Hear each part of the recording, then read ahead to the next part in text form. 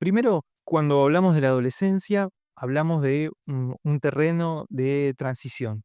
Un terreno de transición en particular entre una niñez que ya no está y una adultez que está emergiendo. Cuando hablamos de transición, también hablamos de conflicto, este, en lo intrasubjetivo y en lo intersubjetivo. Evidentemente hay muchas formas y muchas maneras de pensar la cuestión de la adolescencia. No es lo mismo que hable yo de esto, que hable un profesional que está más orientado a la educación o que hable alguien que tiene más un enfoque más sistémico. Pero lo que vamos a trabajar y a lo que apuntamos en estos encuentros es a las coordenadas inconscientes que están en juego en el proceso adolescente, no solo en el joven que está atravesando ese proceso, sino también en el contexto, es decir, en los vínculos más cercanos que están en juego ahí. Normalmente la familia, los padres y demás. Estas coordenadas, muchas veces por lo difícil que es el proceso y la demanda psíquica que el proceso adolescente supone, bueno, en general puede ser algo bastante ruidoso, para el joven y para los demás.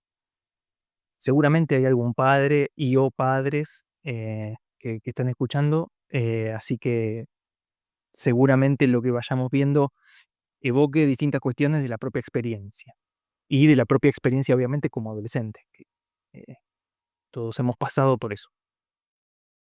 Eso, por un lado. Por otro lado, hacer un mini recorrido de lo que vamos a hablar.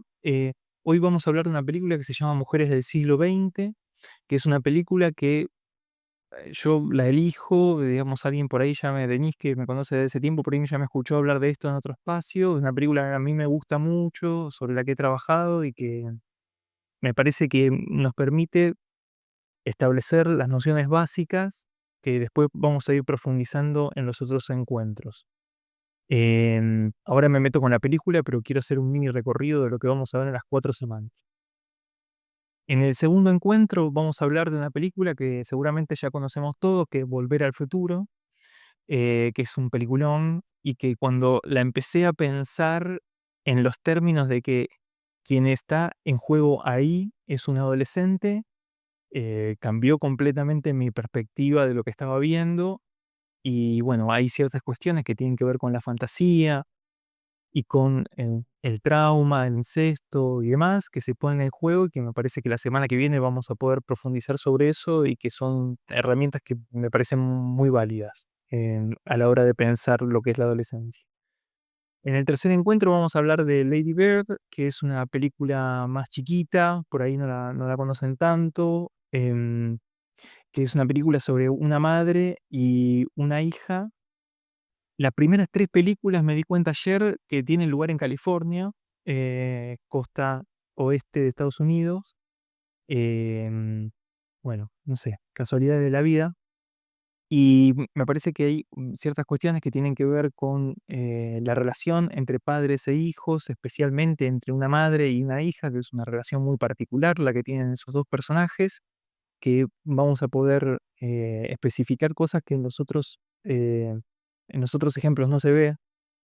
Y también hay cuestiones fundamentalmente con algo que me parece muy importante, que es la formación reactiva, que también es algo que se ve muy claramente, ¿no? Dicho abuelo de pájaro, esto de, eh, vos decís que tengo que hacer esto, voy a hacer exactamente lo contrario, ¿no? Que termina siendo otra forma de tomar como punto de referencia el discurso de los padres. Eh, pero bueno, eso lo vamos a ver la tercera semana y la cuarta semana es probablemente el motivo por el cual existe este espacio, que es La mano de Dios, Stata la mano di Dio, se llama la película, está en Netflix. Si no la vieron, véanla.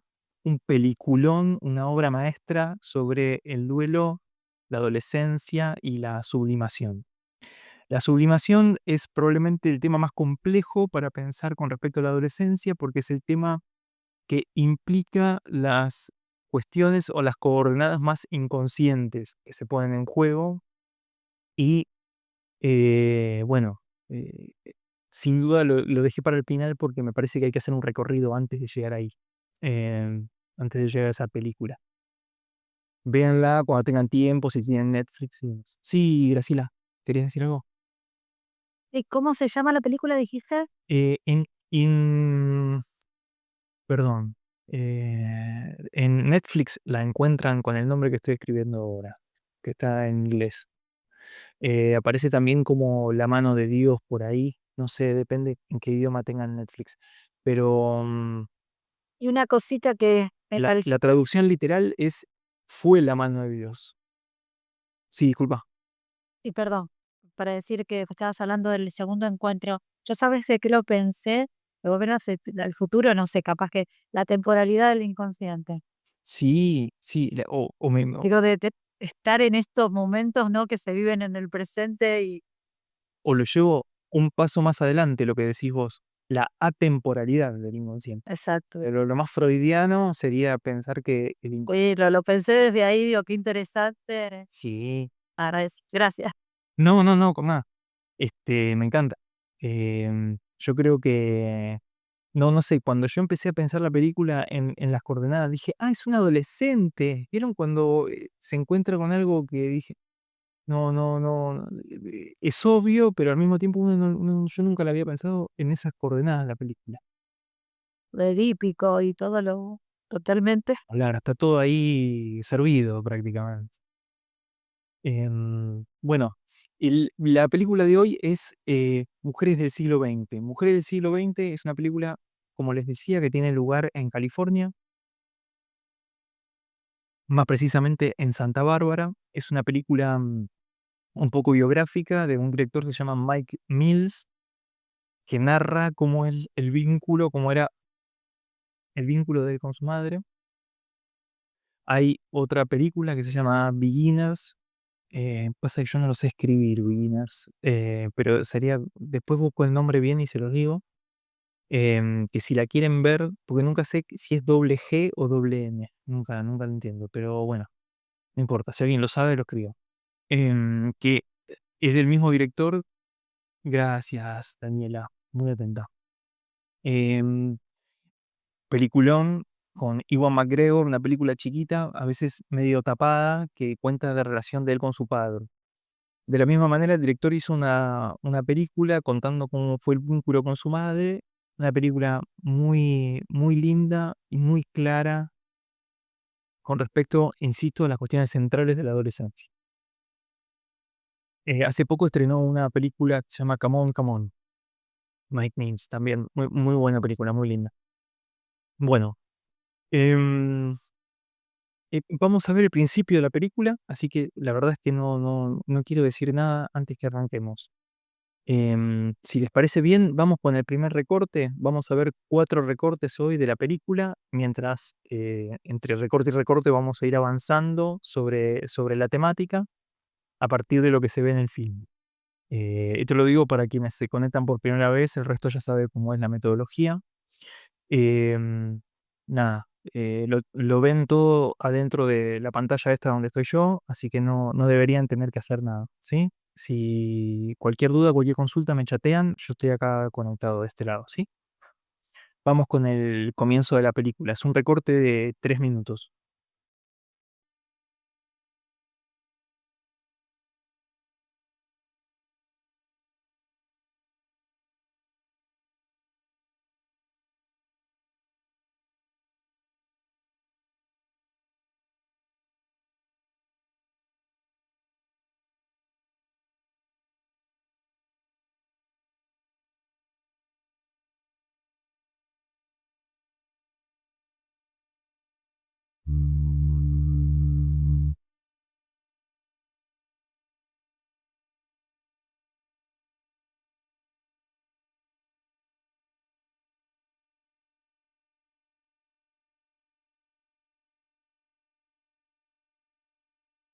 Bueno, es muy linda la música de la película de Talking Heads, es muy, muy, muy atractiva. Bueno, Varias cosas para señalar con respecto al principio de la película. A mí, el principio de la película siempre me gustó, porque me parece que en el arranque, la película condensa en 1 minuto todo lo que es el conflicto que se lleva adelante, a lo largo de la película. Y me parece que en las primeras imágenes, lo que nosotros podemos ver de una forma, si bien, condensada, eh, es un poco lo que se despliega a lo largo del film. No es una de esas películas donde el conflicto es algo, muy manifiesto, es decir, es mucho más sutil, si se quiere, lo que va pasando, pero sí creo que nos permite pensar algunas cosas. Em, eh, yo después les voy a pasar un escrito donde todo esto está como más detallado, pero hay 3 imágenes que son las que comienzan el film, que para mí nos ponen en sintonía con lo que vamos a ver, ¿sí? Así que comparto un poquito un PowerPoint donde tengo eso por escrito. Lo primero que vemos es el mar. El mar se mueve, en una dirección y nosotros vemos que, digamos, quien hace la imagen del mar podría haber hecho una imagen desde la costa, por ejemplo, lo cual te da como una sensación de que las olas se acercan y te da como cierto contexto. Sin embargo, la imagen y la toma es una toma aérea, que es una toma que te muestra la masa de agua y cómo se mueve en una dirección. Acá en la imagen no se percibe tanto, pero en el video es como que el movimiento del agua es como algo lento y constante en una dirección.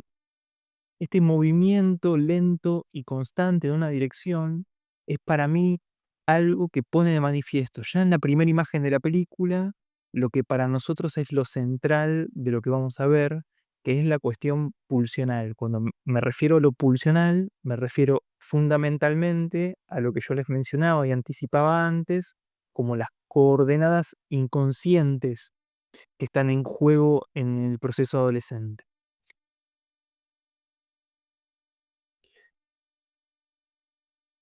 Cuando yo traigo esto, en relación a la pulsión, pero para hacer, una mínima puesta en común que nos permita estar en una misma sintonía, si pensamos la definición de la pulsión desde el diccionario de psicoanálisis, que después les comparto al final de la clase también, lo que nos encontramos es una definición de un proceso dinámico consistente en un empuje, carga energética, factor de motilidad que hace tender al organismo hacia un fin. Esto es muy esquemático, pero lo que yo estoy haciendo es traer ciertas cuestiones se, que son los conceptos centrales con respecto a lo que nosotros vamos a hablar. Y lo pulsional, tomado en este contexto como lo inconsciente, es para mí lo central, ¿sí? Obviamente, cuando nosotros hablamos de la adolescencia, hay un acontecimiento que es un acontecimiento orgánico que sucede de un momento para otro, ¿sí?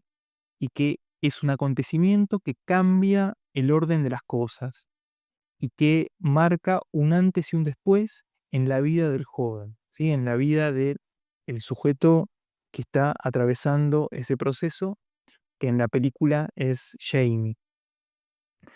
Esta irrupción de la pubertad, como una irrupción de algo que aparece y que cambia el orden de las cosas, cambiando el cuerpo de ese niño que ahora ya no se halla más en esas coordenadas en las cuales se ubicaba anteriormente, está muy bien representado para mí en la película, en la imagen del auto que se prende fuego. Cuando nosotros vemos un auto que se prende fuego, estamos viendo al mismo tiempo, algo que puede remitirnos a la pubertad, en el sentido de un estallido de algo que, se se irrumpe de un momento para el otro y que lleva mucho esfuerzo psíquico asimilar.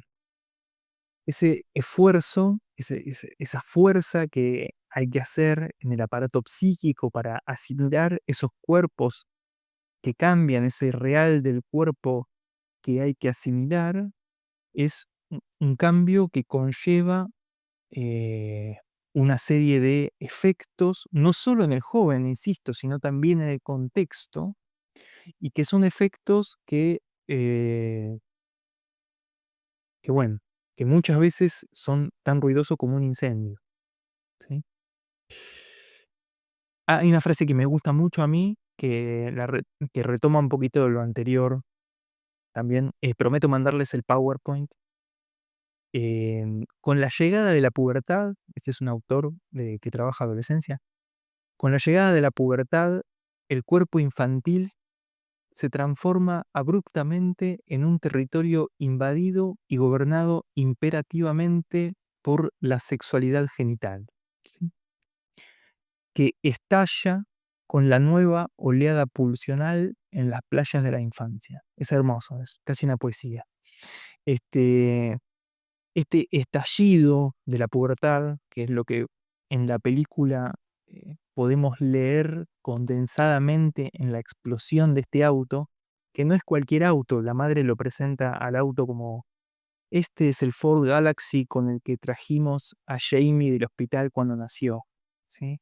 Nos está hablando de el auto, que no solo es el auto del padre, sino nos está hablando de un auto que remite a la infancia, y lo que estamos viendo es una infancia estallada, estallada por el evento de la pubertad, ¿sí?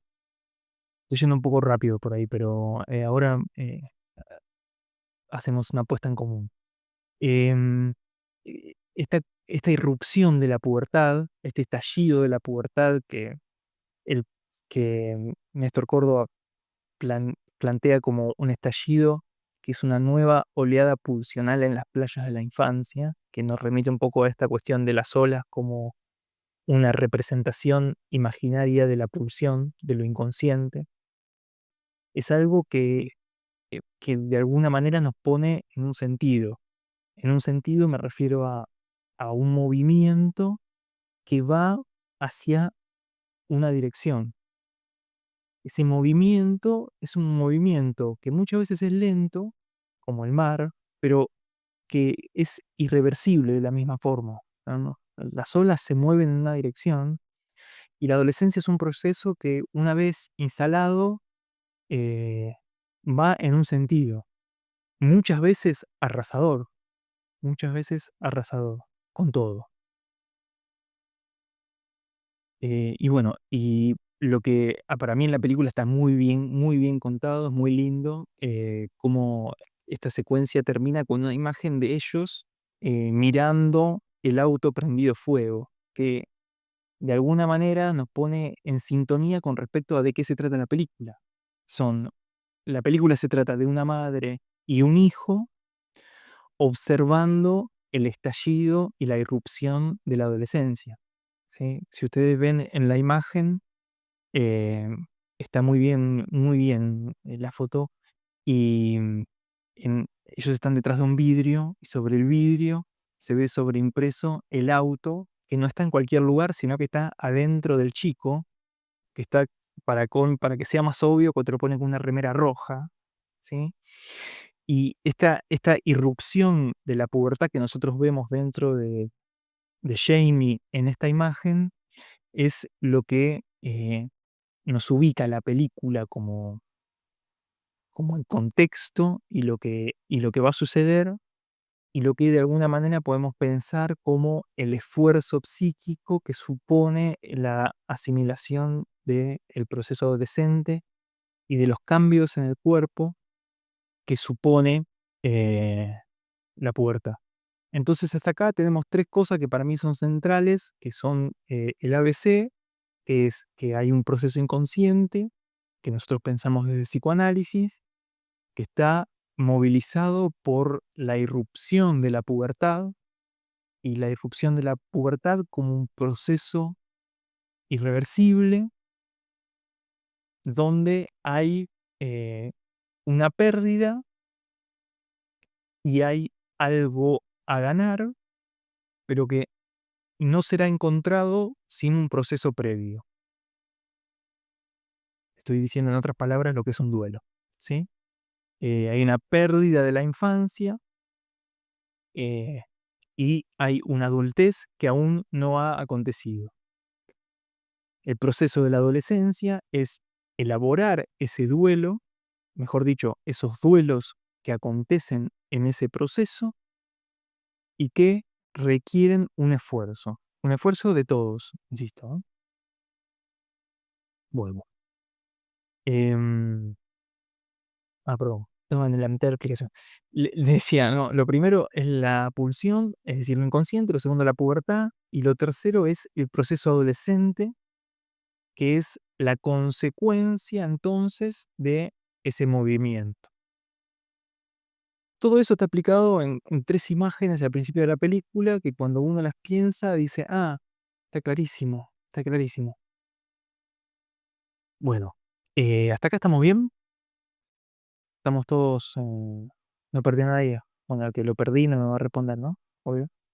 Este, pero bueno, cualquier cosa chatean y si no me avisan, ¿eh?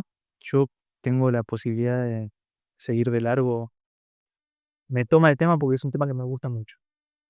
Hay muchas referencias dentro de la película a Casablanca. Vieron que están los dos, el padre y ay Dios, el padre justo el que no está. Están la madre y el hijo en el sillón, mirando la película en la tele, y hay varios momentos de la película en la que aparece canciones de la peli, ¿no? Como As Time Goes By, aparecen como reversiones y referencias que vamos a ir viendo. Y Bogart, sí habla de Bogart, sí voy a poner el recorte ahí sobre el final de la película que habla de eso, que son todas referencias que para mí tienen un sentido bastante claro, a veces. Pero bueno, estamos bien, pasaría al siguiente recorte, ¿sí? Que es un recorte donde ya podemos ver cosas más propias de la película, de lo que acontece en la película, que hasta ahora es solo la intro de lo que vimos, no vimos de qué habla, hablamos de un chico bastante joven, un chico que parece recién ahí, una edad muy, muy encima de la pubertad, ¿no? Y que bueno,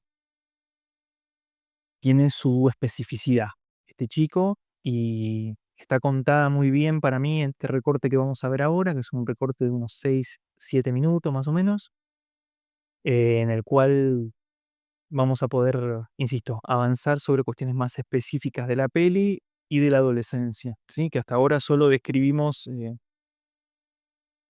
conceptualmente, ¿sí? Bueno, vamos con el próximo y seguimos.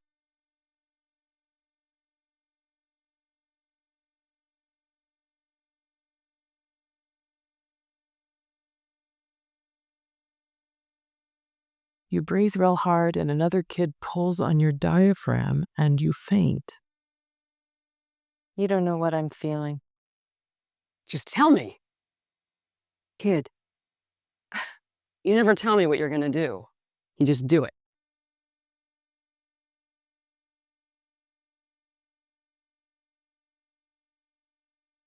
Bueno, ahí pasó, la película propiamente, recién arrancamos con lo que es la película en sí misma y de lo que se trata la película.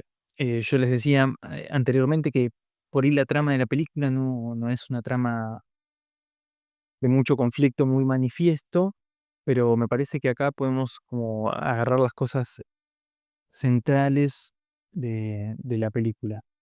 Em, bueno, lo primero que vemos es una voz en off de la madre que narra al hijo. Digamos, mi hijo nació en 1964 y empieza a narrar el contexto social en el cual creció Jamie, ¿sí? Que es el personaje principal de la peli. Em, para mí toda esa descripción del contexto social está muy, muy bien lograda y nos apunta a ciertas cuestiones que para mí son cruciales, que son dos. Primero, hay una dimensión de la adolescencia que es una dimensión contextual, ¿sí? No es lo mismo ser un adolescente ahora que ser un adolescente en 1995 que ser un adolescente en la década de los 60. Hay ciertas cuestiones que tienen que ver con el contexto que cambian las coordenadas de descripción. Eh, Eso por un lado. Por otro lado, creo que hay ciertas cuestiones que son estructurales de la adolescencia y que son, como bien señalaba una compañera antes, atemporales, ¿sí? Que son cuestiones que tienen que ver con un cierto conflicto generacional y con la necesidad de una inscripción propia de la voz de la juventud, digamos, que de alguna forma siempre sucede y se repite de una forma o de otra. Insisto, se va repitiendo en función de un poco lo que va sucediendo y del contexto y demás. Em, bueno, hay cosas que, como les decía, son estructurales, como por ejemplo la cuestión del grupo de pares, ¿no? Esto es típico de la adolescencia, sobre todo de quienes trabajan o ven la adolescencia en el contexto escolar, y que en la película se ve claramente como este grupo de chicos que están en el parque jugando perdón, es un parque donde hay una rampa de skate y están ahí bartoleando, eh, y en un momento empiezan a hacer esta conducta que no sé muy bien cómo nombrarla, de respirar muy fuerte y que otro le dé un golpe de atrás y lo desmaye, lo que claramente es algo en el orden de una conducta de grupo primero. Vieron que Jamie después dice, lo estaban haciendo todos, como justificándose. Eso lo estaban haciendo todos, es una frase que no pierde vigencia, digamos, ¿no? No importa en qué año estemos, digamos, uno la sigue escuchando. Y eh, eso da cuenta de la pertenencia del adolescente a un grupo que lo sostiene. Pensemos que el grupo de pares es, por definición, lo que sostiene a un joven que ya no se halla dentro de las coordenadas del discurso de los padres, ¿sí? Es decir, ese discurso de la familia que daba un orden en la infancia y que el joven acataba de una forma más o menos lograda, ahora en la adolescencia se vuelve algo a lo cual rechazar.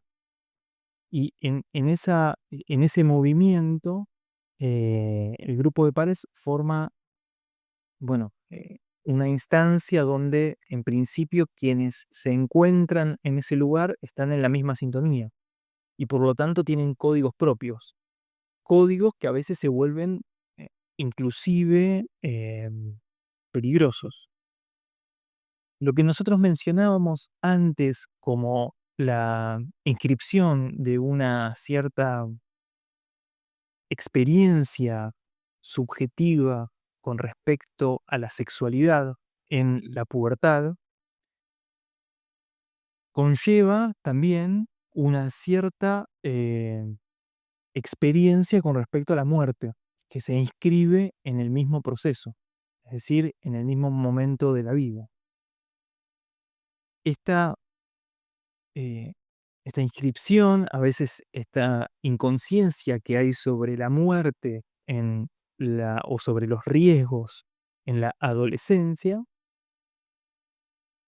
nos habla de una cierta necesidad de conocer no solo los límites como algo, una frase hecha, sino entender cierta cuestión con respecto a una inscripción de eso. Obviamente hay una dimensión de eso que es estructural, como les decía, también hay una dimensión de eso que es fundamentalmente peligrosa, porque el adolescente se mueve como, en algunos casos, como si fuera inmortal, pero lo que está buscando es cierta conciencia o cierta cierto rasgo de experiencia con respecto a esa cuestión de la mortalidad, que no es más que el otro lado de la moneda de la misma experiencia que tiene que ver con respecto a la sexualidad, ¿sí? Que es una misma exploración, digamos, es un mismo movimiento. Entiendo que son dos cosas distintas, pero forman parte de una misma necesidad de inscripción propia con respecto a esas coordenadas. En la película se ve claramente lo que el chico, me estoy dando cuenta que tengo una remera negra como el chico cuando se hace eso, cuando el chico que está con una remera negra, ¿no? Como anticipando la muerte, participa de ese juego en el cual lo desmayan, parece estar dándonos las coordenadas literales de lo que yo estoy anticipando, que es la experimentación de una pequeña muerte, ¿no? En el hecho de eh, desvanecerse, de caerse así como quien se cae muerto, ¿no? Entonces, en esa posibilidad de inscribir ciertas coordenadas con respecto a la mortalidad, es algo que hay que tener muy presente con respecto a un adolescente, al acompañar el proceso de un adolescente y que hay que eh, hacer todo lo posible por poner en palabras. A mí me parece que lo que vemos a continuación de eso nos da cuenta un poco de lo que pasa en función de la direccionalidad de ese acontecimiento, digamos. Por decirlo, lo voy a degradar, la culpa siempre de los padres para adolescentes, ¿no? No importa, el chabón se la mandó, pero igual la culpa es de la madre. Y cuando empiezan a discutir por, por este tema, eh, empiezan a vehiculizar algo del orden de la agresión. Creo que tenía un power acá, ¿no? Hay una psicoanalista que se llamaba François Dolto, de la época de Lacan, una psicoanalista a veces no es muy retomada, quizás por su raigambre muy católica, pero por lo que vamos a ir hablando en estos encuentros, en este curso voy a tener un reencuentro con lo católico, en Lady Bird y sobre todo en La mano de Dios. Pero bueno, no me quiero eh, desviar. Bueno, la frase dice, ejecutan actos de agresión gratuitos. Está hablando de los adolescentes. En estas crisis, el joven se opone a todas las leyes, porque le ha parecido que alguien que representa la ley no le permitía ser ni vivir. ¿Sí? Que alguien que representa la ley no le permite ser ni vivir es algo que, por lo menos a mí, cuando leía el libro de Dolto, que es un libro muy interesante para mí, es algo que me remitía inevitablemente a la asfixia, ¿sí? A la cuestión de que falta el aire, que sienten mucho los adolescentes, que sienten la presencia de los padres como una verdad que los sofoca, ¿sí? Que los ahoga. Y por otro lado, los padres, en general, anoticiados de la fragilidad de los adolescentes con respecto a las coordenadas de la mortalidad y la sexualidad que yo mencionaba antes, se sienten en una cierta obligación de estar ahí presentes para que el adolescente no esté solo en lo que está atravesando. Un poco fruto de estas dos posiciones en conflicto es que el proceso adolescente se desarrolla. Se desarrolla como una forma de, en el mejor de los casos, síntesis de ambas posturas. Es decir, de un joven que necesita emerger como sujeto y que está pugnando por comprender las propias coordenadas corporales que lo atraviesan y al mismo tiempo entender cómo eso se va a inscribir o no dentro de una sociedad X en la cual está inscripto, nos da cuenta de que, bueno, esa posición de los padres con respecto a ese joven y a esa búsqueda conforma una dialéctica. Y esa dialéctica debería suponer una eh, posibilidad de reflexión mutua, eh, sin perder la autonomía de ambas partes, ¿sí? En gran parte considero que la posibilidad de llevar adelante un proceso adolescente medianamente bien logrado consiste en poder eh, sostener sostener ese conflicto de una manera que sea lo menos nociva para ambas partes. Eh, pero primero hay que entender que es un conflicto. Digamos, no se trata de que uno avance ilimitadamente sobre el otro, ¿no? Esto quizás es una de las cosas más difíciles de sostener, el conflicto, sobre todo por la dimensión agresiva que a veces toma.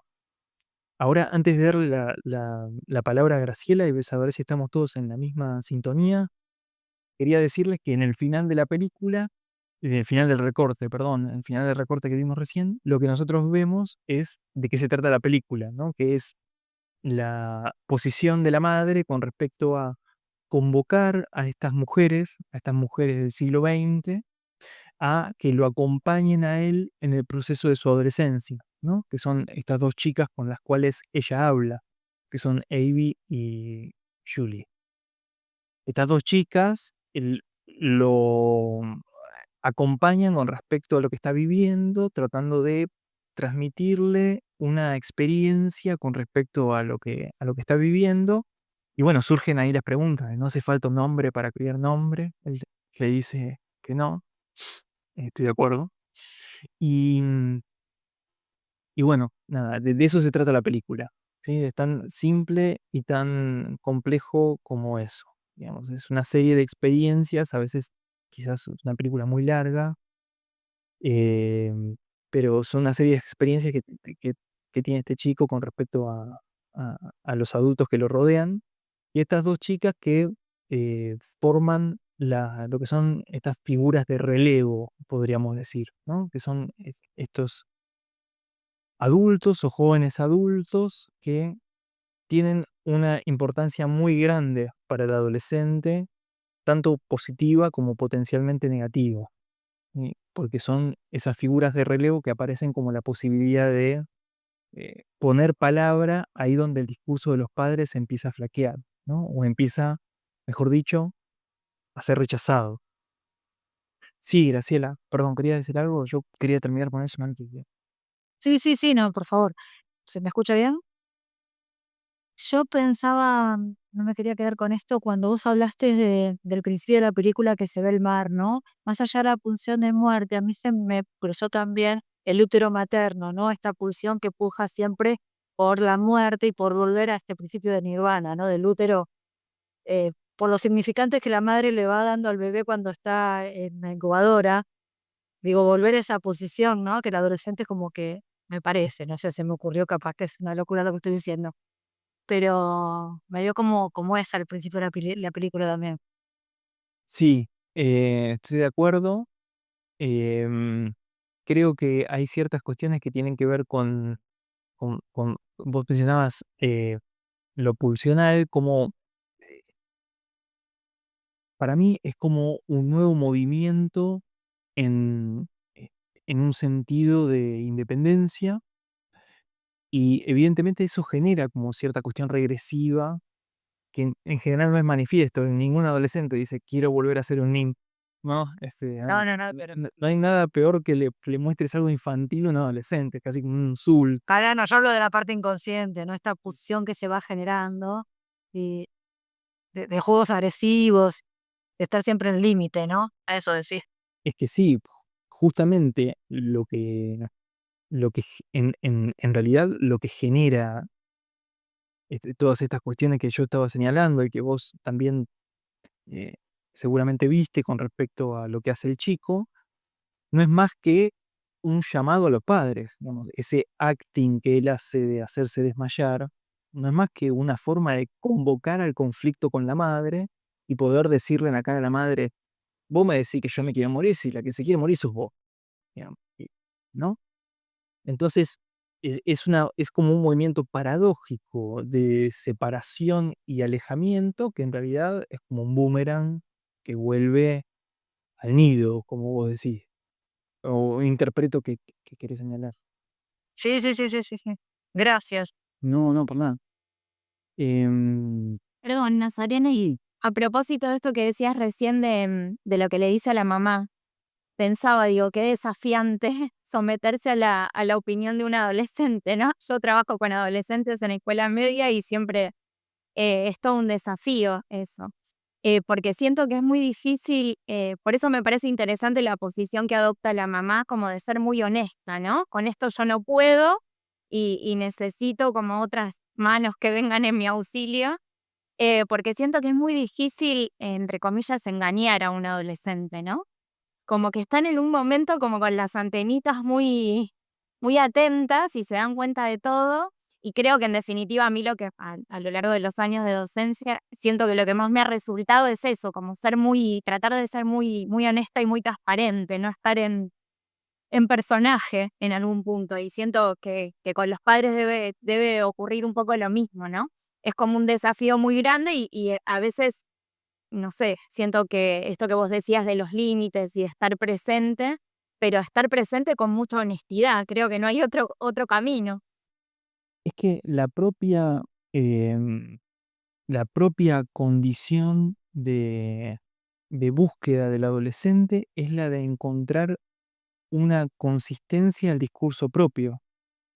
Esa consistencia del discurso propio, primero, como vos decís, necesita de alguien que lo escuche y que le dé entidad. Eso en primer lugar. Y en segundo lugar, el movimiento al cual ese discurso del joven se dirige es al resquicio, es decir, es a ese lugar donde el discurso del adulto hace agua.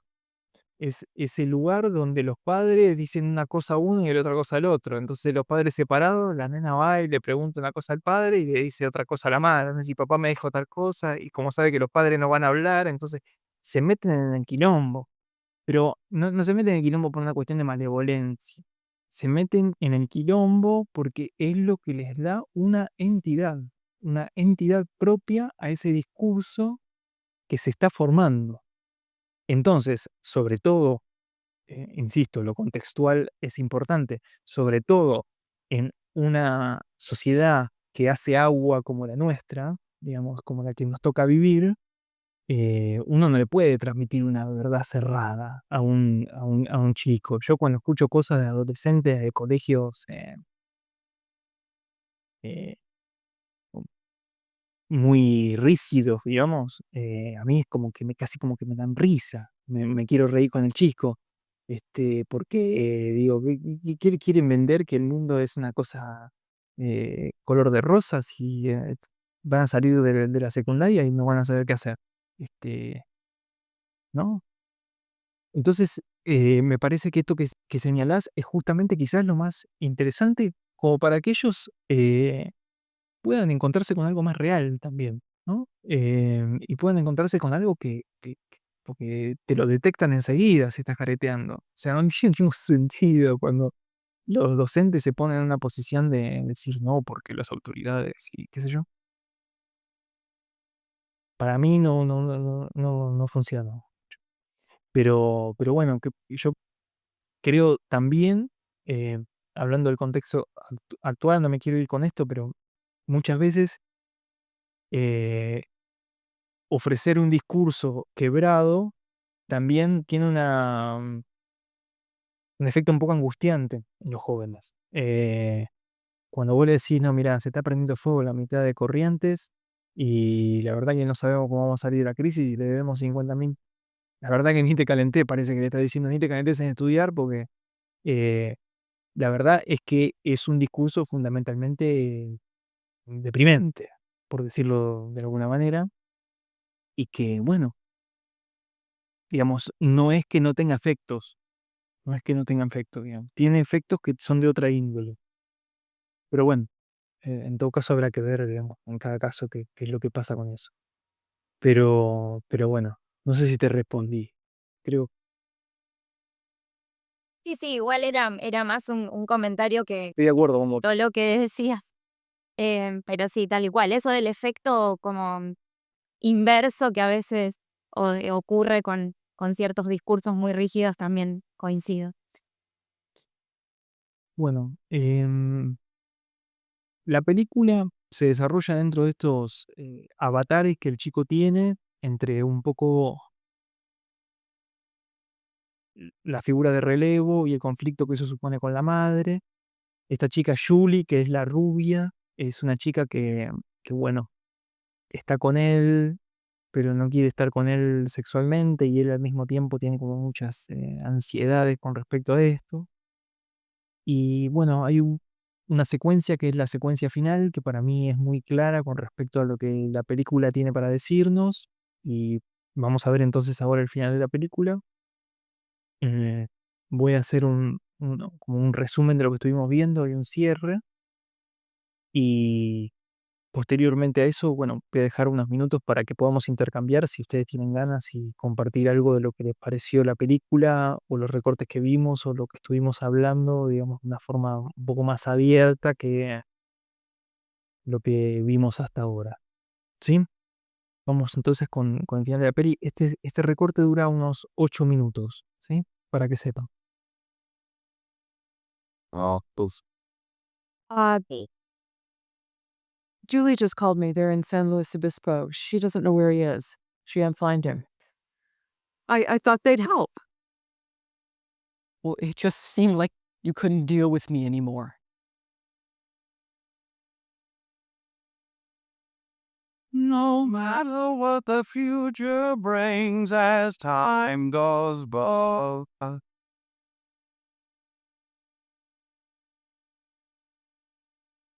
Me gusta mucho, me genera mucha satisfacción verla y me quedé mirándola como si no la hubiera visto nunca.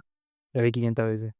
Pero, pero bueno, nada, muchas cosas muy lindas del final de la peli. Hago unas consideraciones finales, ya, este, bueno, y dejo un espacio para que charlemos. Primero, em, hay un momento en el cual Jamie se pierde porque se va con Julie a una localidad ahí donde están medio alejados y la madre va a buscarlo, ¿sí? La madre va a buscarlo con la sensación de haberlo perdido, lo cual para mí da como el contexto para lo que es la secuencia del viñedo, que es una secuencia que nos habla de un reencuentro con un hijo que está perdido, pero que nos remite a no solo eh, la secuencia literal de que no se sabe dónde está el pibe, sino a el hijo perdido de la infancia, ¿sí? A un hijo que ya no es un niño y que ni ella ni él van a recuperar, ¿sí? El estatuto de la niñez, ¿no? Esto que yo les hablaba como la irreversibilidad de la pubertad.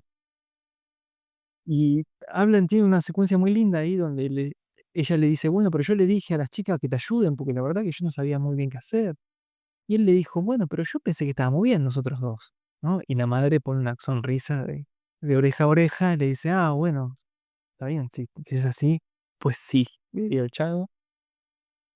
Y, y bueno, después tienen una secuencia para mí muy interesante, que es la secuencia en la cual se van al café como a almorzar o merendar, no sé qué están haciendo, y están comiendo ahí y ella le habla de otra forma, ¿sí? Le habla ya no como a un niño, ¿sí? Recuperando esta idea del niño perdido.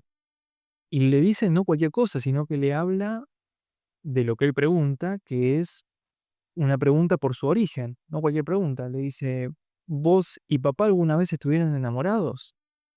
Y ella responde, como decía Denise, con la verdad, ¿sí? No le dice, sí, fue el amor de mi vida y qué sé yo. Le dice, no, mira, la verdad que estábamos bien y la verdad que yo le da a entender como que ya se estaba poniendo grande y quería tener un hijo y entonces lo tuvieron a él. No le habla de eh, un gran amor de su vida con respecto a su padre, lo cual le da una versión, insisto, con donde él tiene la posibilidad de hacer su propia versión de las cosas. Eso lo vamos a ver mucho más claro en el cuarto encuentro, ¿no? Lo que tiene que ver con la propia versión de eso, pero cuando hablamos de la sublimación, hablamos de la posibilidad de hacer una versión propia que necesita de un discurso y de una experiencia a través de los padres y que da cuenta al mismo tiempo de la verdad propia del sujeto y de la verdad del contexto que lo aloja. Son ambas cuestiones las que se ponen en juego. Pero tengo un PowerPoint, tengo como una frase de esto que está buena. Eh, Esta frase de Dolto decía: ocurre en esta época de la adolescencia lo mismo que en el caso del recién nacido que lleva la verdad del futuro niño, ¿sí? Como estos niños que uno encuentra rápidamente un vínculo entre cómo fue la experiencia de nacer y cómo es la experiencia de ese niño. En el adolescente pasa algo similar, dice Dolto, que señala que la adolescencia es como un segundo nacimiento. Antes que los compromisos de la vida en común con los demás, el adolescente es portador de una verdad, ¿sí? Cuando nosotros decimos que el adolescente es portador de una verdad, estamos diciendo al mismo tiempo dos cosas. Por un lado, que es portador de una verdad con respecto a sí mismo, con respecto a una verdad pulsional, una verdad inconsciente que lo atraviesa y que lo mueve en un sentido a veces, por no decir siempre, irreversible, con sus ritmos, pero en un sentido particular. Y esa verdad propia es también atravesada por la verdad de los padres que el hijo porta. Cuando nosotros hablamos, recién lo decía Denise de una forma indirecta, cuando los chicos apuntan a esas inconsistencias de los discursos de los padres, de alguna manera están apuntando a una verdad que muchas veces los padres no quieren revelar. Y a veces los hijos no lo, los adolescentes no lo exhiben en el orden del discurso o de la queja o de la confrontación, sino que a veces lo exhiben en el orden de los propios padecimientos y de las propias angustias que tienen y de los propios síntomas. Muchas veces los adolescentes desarrollan síntomas que sin saberlo habían tenido sus padres cuando tenían su edad. Esto es algo muy habitual, digamos. Pero bueno, eh, prometo explayarme un poco más sobre esto que me parece lo más interesante, que es, bueno, cuál es la verdad inconsciente que se pone en juego ahí.